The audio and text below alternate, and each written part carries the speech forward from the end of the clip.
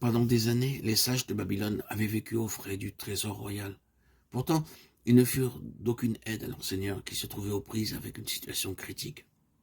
Le roi eut le sentiment qu'il les avait entretenus en vain et décréta qu'ils seraient mis à mort s'ils ne révélaient pas la teneur du rêve et son explication. Lorsque ce décret fut publié, il causa partout de l'affliction. Les familles de tous les sages étaient dans le deuil et les pleurs, car ils savaient que l'ordre du roi était irrévocable et qu'il n'échapperait pas à la mort. Cependant, il y avait 4 hommes affranchis de la peur dans le royaume qui n'était pas sous l'empire de la peur. Ils ne connaissaient pas encore le rêve du roi ni sa signification, mais ils avaient la conviction que le Seigneur leur viendrait sûrement en aide au moment opportun. Considérez la situation, le décret du roi avait été proclamé publiquement. Les exécuteurs de la sentence cherchaient Daniel et ses amis pour les mener à la mort. Et pourtant, ces 4 jeunes gens ne manifestaient aucun signe de peur. Ceci est une marque distinctive des vainqueurs. Ils n'auront aucune crainte. Quoi qu'il advienne, nous devrions constamment nous souvenir que le Seigneur est fidèle, qu'il protégera les siens et prendra soin d'eux. Il sait comment délivrer les hommes pieux de Pierre de Neuf.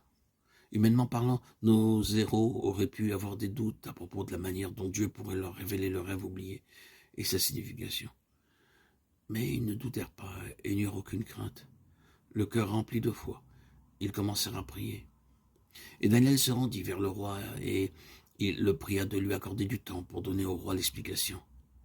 Ensuite, Daniel alla dans sa maison et il instruisit de cette affaire Hanania, Michaël et Azaria, ses compagnons, les engageant à implorer la miséricorde du Dieu des cieux, afin qu'on ne fît pas périr Daniel et ses compagnons avec le reste des sages de Babylone.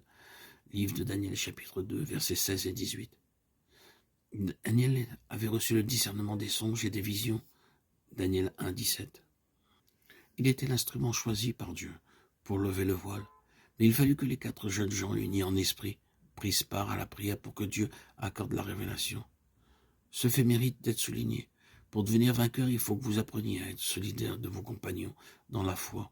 Il ne s'agit pas de vivre à l'écart et de rester seul. À cet égard, il y a beaucoup de personnes qui sont dans l'erreur. Elles deviennent indépendantes dans leur vie, leur habitude et leur ministère. Elles s'imaginent être plus spirituelles que d'autres parce qu'elles vivent et travaillent seules. Or, le plan de Dieu est que nous vivions ensemble et que nous portions les fardeaux les uns des autres, accomplissant ainsi la loi de Christ. Portez les fardeaux les uns des autres et vous accomplirez ainsi la loi de Christ. Galates 6, 2.